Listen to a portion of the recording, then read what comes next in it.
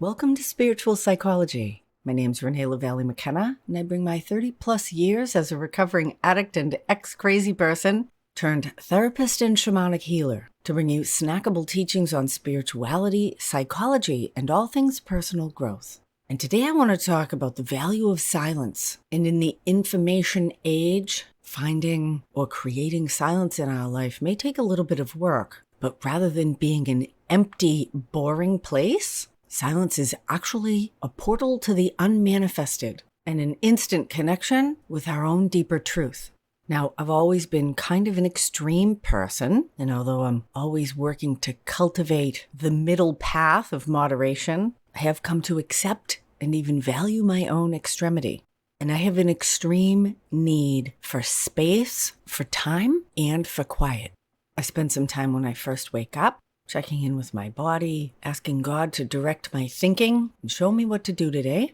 And that kind of sets my compass that whatever happens or comes up, even random ideas or thoughts I have the opportunity to be inspired. Not all of them are inspired, trust me, but it gives me a deeper trust in however the day unfolds, because I try to start by letting it go in a moment of silence and taking a few to just sit and listen and see if anything comes back. I consider life to be a conversation between my own soul and personality self and the larger life force. And there's what I want from life, and there's what life wants from me. And sometimes those are aligned. Sometimes it's an ongoing conversation. Sometimes it's a creative adventure, and sometimes it's an argument. I'm a very complicated person, so a lot of times I like things simple, and a lot of times I'll tell God, make it obvious, make it simple, and make it quick, please. And then I gotta let it go. I believe every problem has a solution. And although I do lots of research, well, I don't do a lot of research. I'll do a little research. I do a lot of talking to people. I do a lot of asking God for help, and then I see what comes back to me. And I use that in almost every issue or problem in my life. And I know the universe is listening because I always receive answers. They just might come in unexpected ways. And I use this conversational approach to God, or for me, with the goddess, for just about everything. From the most serious to the mundane. About 35 years ago, I looked in the mirror one morning after a 3-day Coke run, and I didn't recognize the young woman looking back.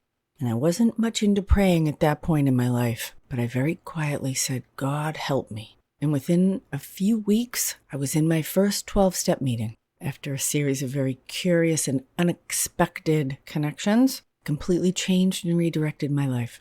Had no desire to get sober. Would not have thought that was the problem. I thought the problem was my married boyfriend. His wife was really annoying. Or the fact that maybe the phones were tapped at work because the police were after my boss for drug dealing. Or the fact that I was 40 pounds overweight, had a lot of money problems. I had problems in just about every area. And I thought drugs and alcohol were holding me together. And it was a shocking surprise to me that the thing I was most attached to, which was self-medicating and partying, was the thing I most needed to let go of. And that has happened over and over again in my life as well, which is why I try to practice letting go, because I actually don't know what's best for me most of the time. Still, my limited little human pea brain that only knows how to take the past and project it into the future and can't imagine what is yet to unfold or be created in new, rich, and interesting ways in my life. Prayed for guidance around my dying marriage. Was terrified that divorce would devastate everyone. And the instruction kept being just show up and tell the emotional truth. And even deeper guidance that I started to get from my therapists, through my own journaling, and just from information I was getting from the world at large through articles or things I would listen to look at my own deeper needs and a responsibility to meet them and a willingness to receive. Like most people, I've always been better at giving than receiving. And that divorce unfolded in surprising ways I never could have predicted. We lived together and co-parented for 2 years while we each had separate relationships with other people. He remains an excellent father to our almost grown children. And probably the tipping point for me came, I was talking to one of my dear friends saying, I don't want to fuck up my kids and break up the family. And she said, do you want to model for your daughter staying in an empty relationship because you think that's best for other people? And I thought, ooh, that's what my mother did for me. And here I am. And I got to trust that the highest good for me is the highest good for everyone involved. I did a podcast on praying for the highest good, number 146. I sat in some excruciating silence after my daughter unexpectedly moved out to live with her dad a couple years ago because of this terrible experience at her school. And it just didn't feel right to be separated from her yet. What is next, God? Make it clear, make it quick. And a few weeks later, we took a vacation to New York for her spring break. And the first day we were here, I said, you want to move to Manhattan? She said, fuck yeah.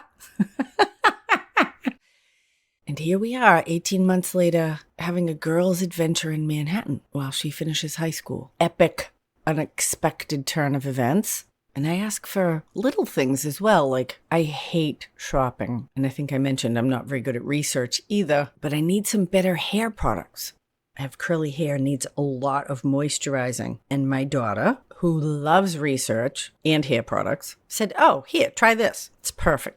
So the conversation doesn't always have to be serious, but paying attention to the little serendipities or the big unfoldments and where they're calling us in this flowing river of life that we're all floating or swimming or maybe drowning in, gives us endless opportunities to realign ourselves and be able perhaps to enjoy the ride rather than struggling against the current. And with all the information that we can be bombarded with through our phones and televisions, email, text, social media, we need to make sure we take time to listen to what's happening within us and to that deeper calling of the divine, which may not be tuned into Twitter. Now, I know I was really uncomfortable looking within myself because I thought there was a lot of stuff in there I didn't want to find. And that's actually become my life work, to help to look within so that we can clear and release what no longer serves us, so that we can update and mature old systems that are dysfunctional, and so that we can listen to and follow those voices of wisdom and inspiration and creativity that hold the seeds of our joy and happiness within each of us. And we really generally need some focused, intentional quiet time to be able to do that, whether we do it alone or whether we do it with a friend, a therapist, or an advisor. And I have to say, over time, I have found very little value in a lot of what's being produced in our culture, and I take in very little content. For me, most movies and TV shows are kind of like junk food. I love a good story, but the mainstream media is just not very interesting to me. And I find it much more fulfilling to go sit and watch the moon or the sunrise than I do listening to the news tell me who got arrested or how many people got killed in a foreign place yesterday. We each amazingly have our own life experience, and there's lots of information out there about other people's life experience. But I find it most beneficial to just pay attention to what's actually happening in my own life. Most of the time, people are pretty nice. My needs are met, and it's a kind of fun and peaceful experience. I'm acutely aware of human suffering, and I have had much of my own, and I'm sure I will have much more. I don't actually need to engage in the suffering of others, and I don't need to feel bad if I'm having a different experience than someone else. We all have our own soul's journey. I'm totally willing to be generous and helpful to those people if that feels like the right thing to do. But some of the value of silence is to deeply feel my own life experience. And that provides a lot of information. Sitting quietly, making room for your feelings for 3 to 5 minutes every day or even a couple times a week will change your life. And often our feelings or our deeper truth don't align with the idealized self-image or way we think things are supposed to be. And perhaps the greatest work of peace is coming into alignment that how I feel and the circumstances of my life, what I think, and my behaviors are all in alignment. That is a tremendous goal, that my body, my mind, and my spirit are all in agreement, that how I act, what I think, and what I feel are a singularity. And working toward that is, for me, the goal of all good personal growth work. And it's not like I live there all the time, and certainly my clients don't either. Looking for where we're out of alignment and what we want to align with. And for me, that's central to this talking, listening prayer or meditation with the larger consciousness system.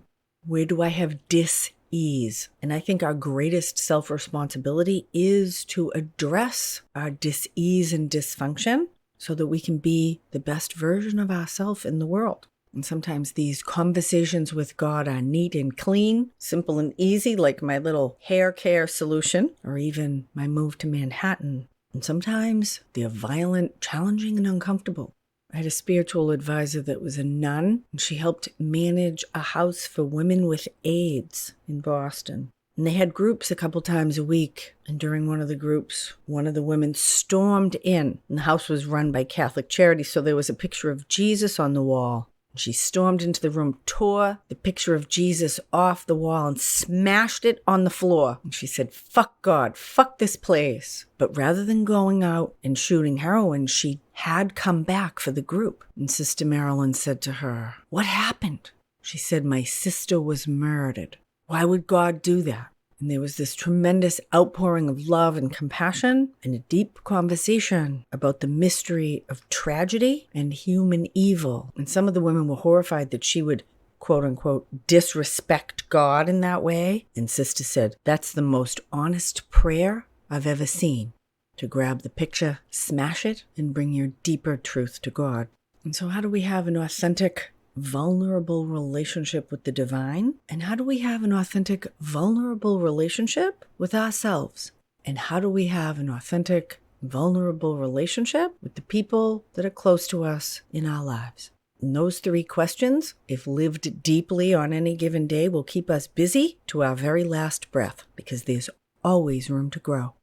Thank you so much for listening. I'm going on retreat this weekend in Oregon with Gangaji, a student of Papaji, a student of Ramana Maharshi, in a lineage that I don't even know a tremendous amount about. But I'm going to learn. And then I'm traveling the next few weeks doing college tours for my girl after that. But I have scheduled some really excellent YouTube interviews and conversations with some really gifted and talented deep practitioners of other modalities. So I'm trying to drop a video a week on YouTube. So I'd appreciate if you'd follow me and check it out. This podcast is also available on YouTube now, and I'm planning on doing a remote workshop on ancestral or intergenerational healing sometime before Christmas. I'll keep you posted on the dates for that. We all carry unresolved trauma from our parents and ancestors, and making that conscious, coming into alignment in healing with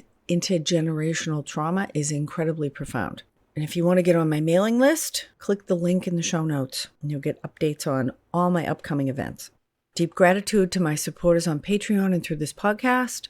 Blessings on your path until we meet again. This is Renee Lavallee Mckenna for Spiritual Psychology.